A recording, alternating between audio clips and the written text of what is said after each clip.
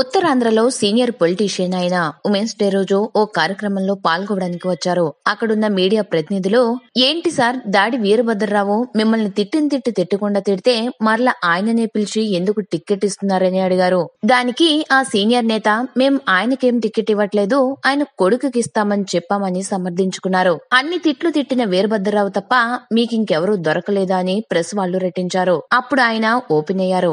ఏం చేస్తాం చెప్పండి, ప్రతి సీటులోనూ అభ్యర్థుల కొరత ఉంది, అందుకే కాంప్రమైజ్ అయ్యాం. కొణతాల బహిరంగ లేఖ రాసి తిట్టినా మరలా చేర్చుకుందాం అనుకున్నాం, కానీ ఆయన రానన్నాడు. జగన్ నాకు క్షమాపణ చెప్తే ఆలోచిస్తా అన్నాడు. అది జరిగే పని కాదులే అని వదిలేశాం. టీడీపీ వాళ్లు దాడిని వస్తే రా కానీ సీటు ఇవ్వమని చెప్పడంతో మేం సంప్రదించి సీటు ఇస్తామని ఓకే చేసుకున్నామని చెప్పారు.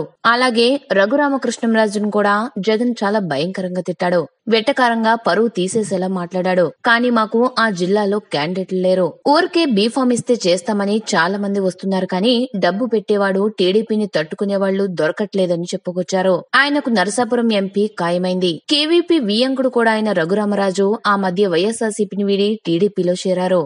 చేరిన కొత్తలో జగన్ ని అపరిచితుడు సినిమాలోని పాత్రతో పోలుస్తూ జగన్ సైకో అన్న అభిప్రాయం వచ్చేలా తీవ్ర విమర్శలు చేశారు. అయితే ఇప్పుడు అదే రఘురామకృష్ణంరాజుకి జగన్ నరసాపురం లోక్సభ టికెట్ ఇస్తున్నట్టు పార్టీ వర్గాలు ప్రకటించాయి. ఇంతకాలంగా నియోజకవర్గంలో పార్టీని అంటిపెట్టుకున్న వారిపై నమ్మకం లేకపోవడంతోనే జగన్ ఇప్పుడు కొత్తగా చేరిన రఘురామకృష్ణంరాజుకు టికెట్ కేటాయిస్తున్నారని విశ్లేషకులు అంటున్నారు. దాడి వీరభద్రరావు కూడా వైఎస్ఆర్సీపీలో చేరుతున్నారు.